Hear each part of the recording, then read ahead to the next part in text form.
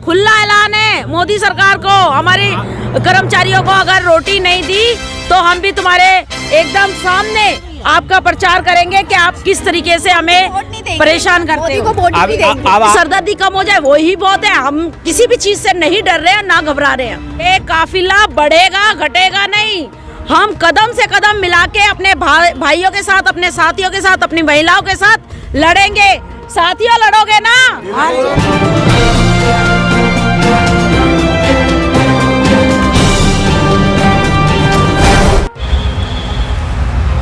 जय भीम, जय भारत, जय संविधान। साथियों, जय भीम संसार यूट्यूब चैनल पर आज राष्ट्रीय वाल्मीकि धर्म समाज रावाधस के संस्थापक वीर दिलबाग टांक आदिवासी जी, रावाधस यूथ ब्रिगेडियर राष्ट्रीय अध्यक्ष संगम कुमार वाल्मीकि जी व दिल्ली प्रदेश अध्यक्ष पूजा उज्जैनवाल जी, अंबेडकर भवन न्यू दिल्ली नगर पालिका परिषद के कर्मचारियों के साथ यहाँ उपस्थित है अम्बेडकर भवन में, रानी झांसी रोड पर।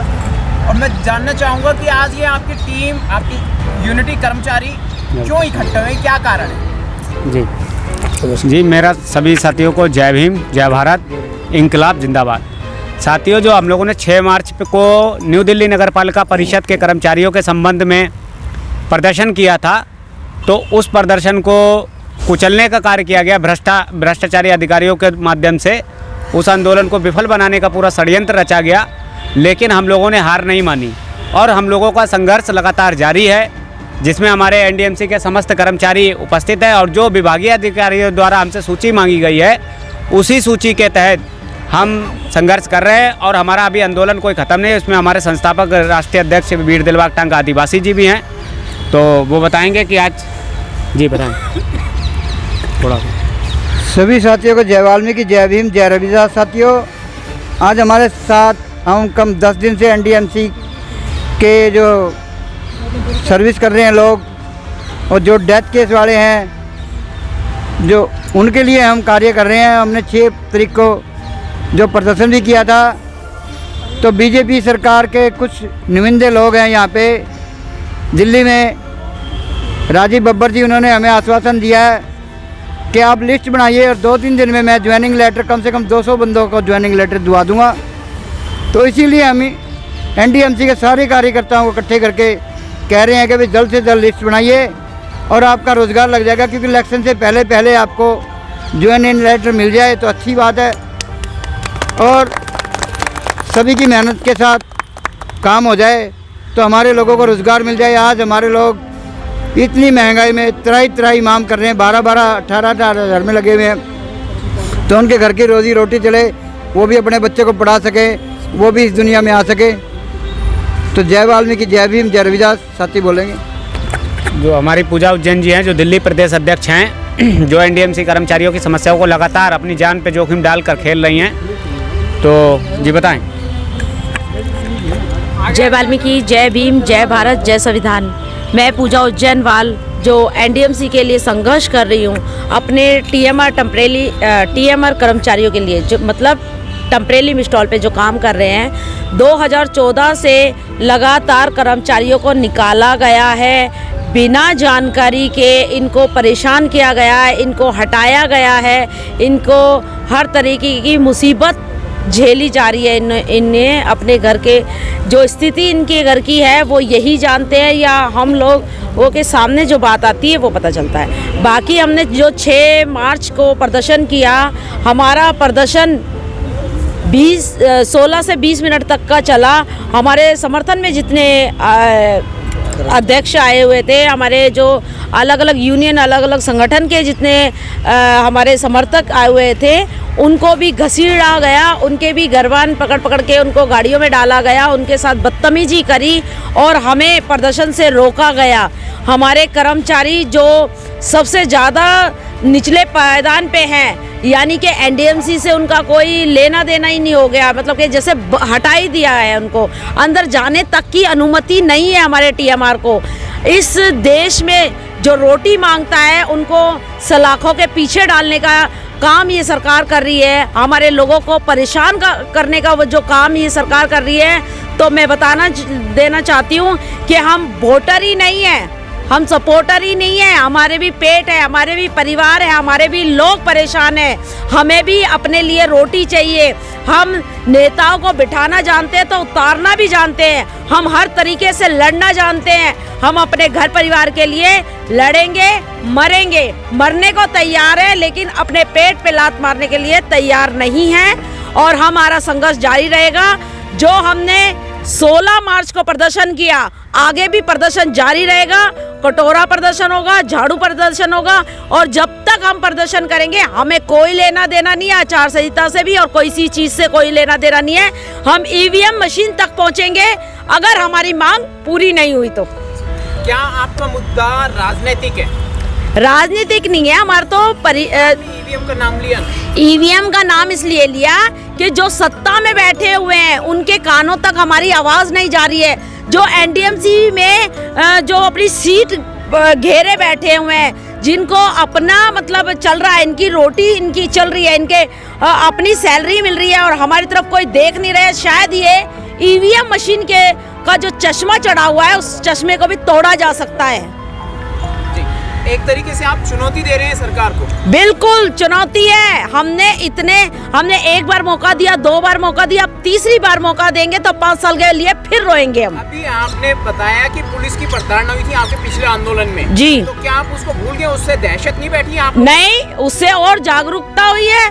अगर हम इस तरीके से हमें झंझोड़ा गया, इस तरीके से हमें रुलाया गया, हमारे परिवार को तोड़ने की कोशिश करी, हमें मतलब कुछ समझा ही नहीं जा रहा।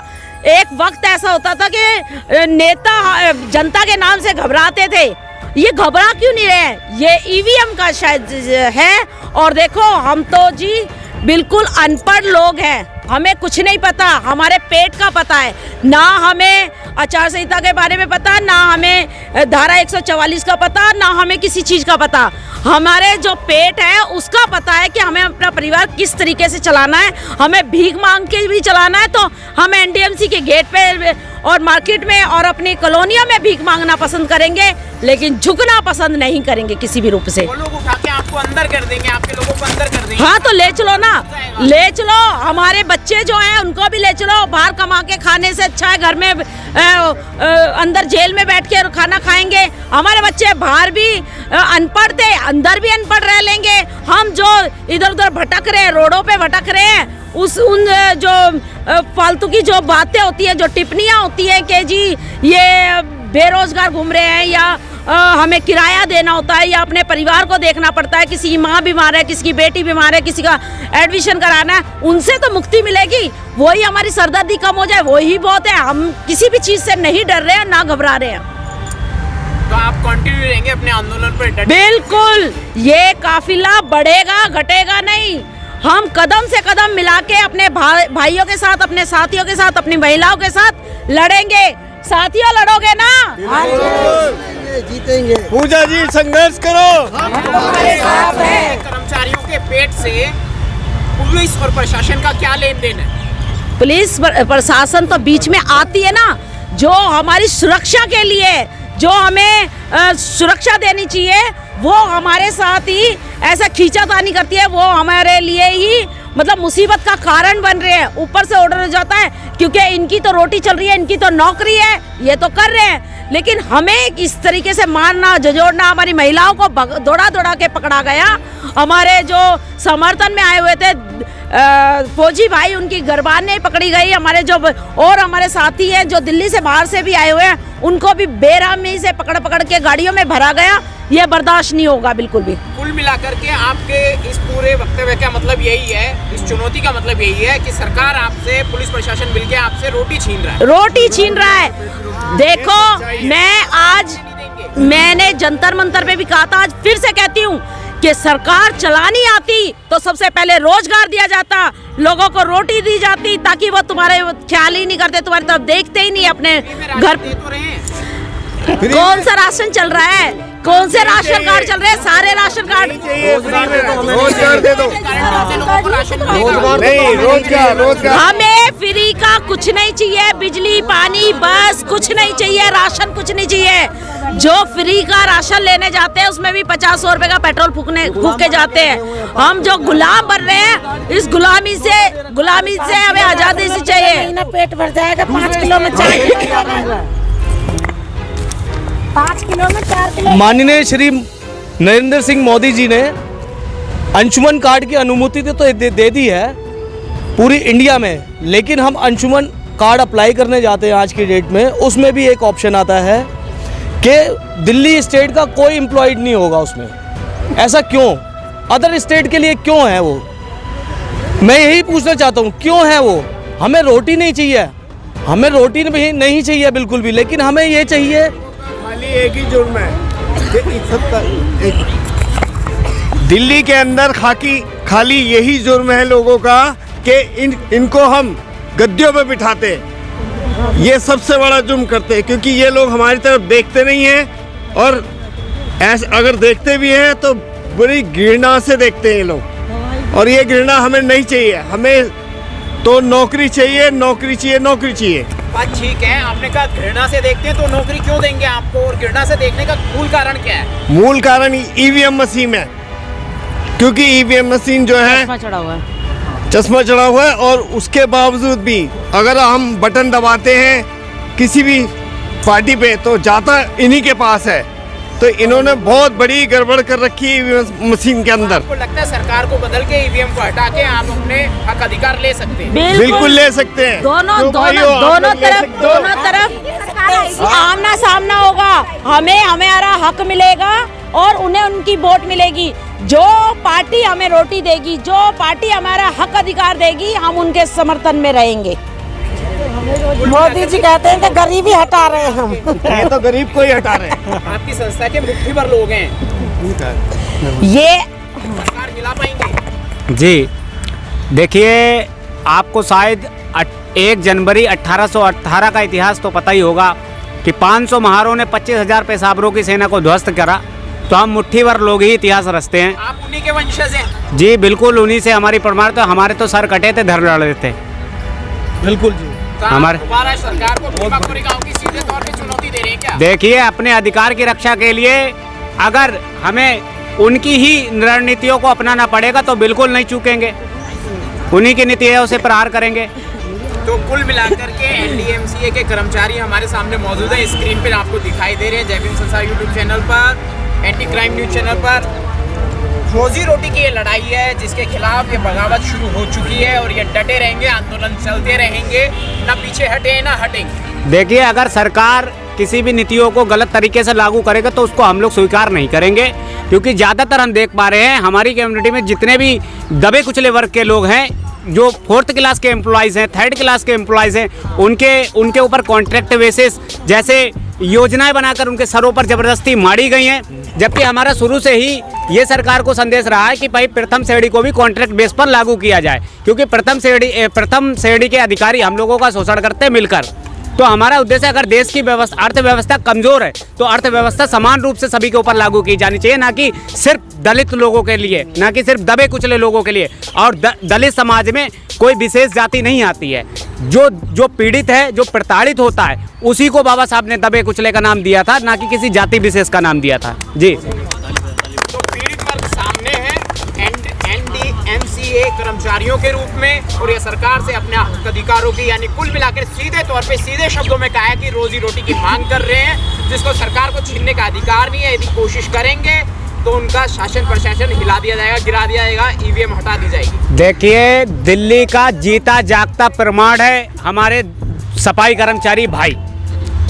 माननीय प्रधानमंत्री जी को जब हम लोगों ने इतना मजबूर और इतना विवश कर दिया कि उन्होंने यहाँ पर आके झाड़ू लगाई थी दिल्ली में, जो वाल्मीकि आश्रम है, और जो दिल्ली के मुख्यमंत्री अरविंद केजरीवाल जी, उन्होंने भी हमारे मंदिर पर आकर झाड़ू लगाई। एक बार झाड़ू लगा दी और आपका पूरा वोट बैंक लूट लिया हमेशा के लिए। नौकरी की सफाई जी, उसी का हम बता रहे कि हमारे कुछ चंद लोग हमारे ही भेष में आते हैं, हमारी जाति का हमदर्द बन के एक मिनट जी। आपने कहा उन्होंने झाड़ू लगाई, उन्होंने तो आपको धोखा दे दिया, आपको लूट लिया, तो आपको पता नहीं चला कि इतने सालों में। देखिए हमें सारी चीज़ें पता चल रही है और पता चलने का आज प्रमाण है। ये सारे लोग एकत्रित हो रहे हैं तो ये जागरूक हो रहे हैं, इनको पता है कि इनके अधिकारों का चीरहरण किस तरीके से किया जा रहा है। और इस बार लोकसभा के चुनाव में यही महिलाएं उन जो वोटर मांगने आएंगे, जो लोकसभा के सांसद के प्रतिनिधि होंगे, चाहे वो किसी भी पार्टी के हों, इनके यहाँ वोट मांगने आएंगे तो ये लोगों को पता है किस तरीके से स्वागत करना है। इसके लिए रावादास ने पहले ही ऐलान कर दिया। जी तो आपको अपनी संस्था पर गौरव फील होता है? जी बिल्कुल जो जिसकी संरक्षण में हम लोग कार्य कर रहे हैं, क्योंकि बाबा साहब ने हमें 3 मूल मंत्र दिए थे, शिक्षित बनो, संगठित रहो, संघर्ष करो।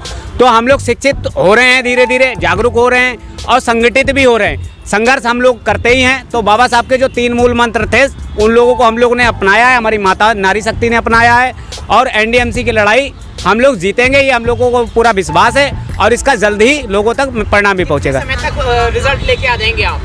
देखिए ये हमारे साथियों की जागरूकता के आधार पर है, क्योंकि हम लोगों का रिजल्ट तो जल्दी आएगा, इसका हमें पूरा विश्वास है। आप पूरी तरह से कॉन्फिडेंट नहीं है और मोदी जी फुल्ली कॉन्फिडेंट है कि अब की बार 400 पार स्ट्रीम मीडिया पर और पूरे प्रचार चल रहा है उनका, प्रिंट मीडिया में हर जगह एडवर्टाइजमेंट चल रहा है, वो अपनी पार्टी बचाने में पूरी फुल्ली कॉन्फिडेंट है। देखिए ऐसा है, जब देश के माननीय प्रधानमंत्री जी के हाथ में, अब मैं बता दूं लोकसभा में 540 सीट संगम वाल्मीकि की पार, फिर क्या करोगे? तो जिसकी जो मीडिया है वो कह रही है, ना कि असली मीडिया कह रही है। आप जैसे आपको कॉन्फिडेंस है कि उनकी 400 आएंगी, नहीं हमें तो नहीं लगता। तो आपको नहीं लगता, आप भी मीडिया से हो, आपको जब 400 की उम्मीद नहीं दिख रही, आपको कितनी की उम्मीद दिख रही है? हमें तो नहीं लग रहा इस बार जीत पाएंगे, जनता बहुत दुखी है। आपको ये पूरा तरीके जमीनी धरातल पर आप काम कर रहे हो, जमीनी धरातल पर आपको लोगों के फीडबैक भी मिल रहे हैं कि उनकी सरकार नहीं बनेगी, पर उनकी मीडिया कह रही है 400 बात। तो संगम वाल्मीकि की जो भीम संसार मीडिया है ये कह रही है 540 की 540 संगम वाल्मीकि के पार, जबकि मैं पार्टिसिपेट भी नहीं राजनीति में करूंगा, उसके बाद भी बता रहे इन सभी गरीब मजदूरों की सरकार बनेगी। प्राइमरी लेवल पर हम ये मतलब मान सकते हैं कि जो मोदी जी की बात है वो झूठी साबित होने वाली है। बिल्कुल झूठी हो, ये नारी शक्ति आ रही है, निकल के नारी शक्ति बताएगी। जी नारी शक्ति आ रही है तो नारी शक्ति बताएगी किस तरीके से। 10 साल से सर झूठी हो रही है। 10 साल में क्या किया क्या नहीं किया, कोई में बराबर बने हुए हैं सर, सत्ता में बने हुए, वही ईवीएम वाली बात आ जाती है। ईवीएम के दम पे टिके हाँ, हुए हैं। हम तो यही कहेंगे, सीधी सी बात है, क्योंकि इनमें से कोई बता दे कौन वोट देता है। सर 2001-2002 से शुरू दैट केस वाले हम लोग, हमारा एंट्री तक बंद कर दिए एनडीएमसी के अंदर, हमारी एंट्री तक बंद कर दी एनडीएमसी के अंदर सर, दैट केस वालों की। और एक चीज, अधिकार मांगना इतना गुनाह है। कितने टाइम से पीढ़ी चल रहे हैं जिस मुद्दे पे बात करें, एनडीएमसीए के कर्मचारी 10 साल हो गए, 20 साल। ये मेरे भाई 2002 से डेथ केस के लिए पिताजी की नौकरी पे परेशान है। 2002 से आप बताओ कितने साल हो गए, आप ही बता दो, उन्हें तो शायद नहीं पता। 22 साल हो गए कम से कम। फिर तो आधी जिंदगी तो ऐसी हो गई ना। ठीक है, अब मैं आप एक चुनौती देती हूँ इनको कि ना ही हमारा प्रदर्शन रुकेगा, और जहाँ तुम वोट मांगने के लिए जाओगे जिस गलियों में, उस गलियों में हम भी अपना प्रचार करेंगे। अपने टीएमआर को जो परेशान किया हुआ है, टीएमआर का जो दुख है, वो इनके पीछे पीछे जाके दिखाएंगे। ऐलान है, ये खुला ऐलान है मोदी सरकार को, हमारे कर्मचारियों को अगर रोटी नहीं दी तो हम भी तुम्हारे एकदम सामने आपका प्रचार करेंगे कि आप किस तरीके से हमें परेशान करते हो। अब आपने कहा था कि ईवीएम राजनीति मुद्दा है। देखिए ईवीएम देश के प्रत्येक नागरिक का मुद्दा है, किसी कर्मचारी यूनियन का नहीं, क्योंकि हम जब तक स्वतंत्रता पूर्वक अपनी मनचाही सरकार नहीं चुनेंगे तब तक हमें उस चीज का विरोध करना चाहिए जो गलत नीतियों के साथ तैयार की जा रही, ताकि हमारे वोट का हनन ना हो सके। तो ईवीएम किसी का राजनीति मुद्दा नहीं है, ईवीएम पूरे देश का मुद्दा है। सभी जितने भी देश के लोग, जो हमारी देश की जनता है, उन सभी का मुद्दा है ईवीएम। एनडीएमसीए के कर्मचारी हमारे सामने स्क्रीन पे मौजूद हैं और इनका दावा है कि इनको डिस्टर्ब किया है और 22 साल लगभग हो गए हैं, तो अब ये भी बाकी नहीं छोड़ेंगे। वर्तमान सरकार खतरे में है, एनडीएमसीए के कर्मचारियों से ऐलाने जंग है। खुले तौर पे नारी शक्ति के साथ एनडीएमसीए के कर्मचारियों ने घोषणा की है सोशल मीडिया पर। धन्यवाद। बिल्कुल। जय भीम। नौकरी दे दो हमारे को, हम क्या करेंगे? ये सब नौकरी लेने आए हैं और इनका अधिकार है, हाँ रोजी रोजगार है और इनका फंडामेंटल राइट्स है जो इनको मिलना चाहिए। जी माता बहने जी बोलो बोलो, थोड़ा सा बोला करो ना, जो भी बोलना है, मतलब ये नहीं खुल के बोलो। जितना भी हमें रोजी रोटी मिले तो मेरे 2007 से रोजी रोटी हम वोट देंगे। देखो, जब से मोदी सरकार आई है, जब से मोदी सर जो आप तक पहुंचनी चाहिए। जब से मोदी सरकार आई है, हमने सारी जवानी एनडीएमसी में खत्म कर दी, सेक्शनों पे, दिहाड़ी मजदूरी पे। अब हम क्या कहाँ जाएं, क्या करेंगे? अब हम घर में बैठे हैं, कैसे अपने बच्चे पालेंगे? कहीं दूसरी जगह भी नौकरी नहीं मिल सकती हमें, और ठेकेदारी में भी नहीं रुकने देता। सफदरजंग में जाते हैं नौकरी मांगने तो 50,000 60,000, हमारे पास तो नहीं है, बिहारियों के पास है, वो दे रहे हैं, वो लग रहे हैं। और वाल्मीकियों की जो नौकरी है, वाल्मीकियों को नौकरी मिल नहीं रही है, उनकी लेडीज भी ऐसी डोल रही है, उनके बच्चे भी ऐसी डोल रहे हैं, सब बेरोजगार हो रखे हैं। बेरोजगार डोल रहे हैं।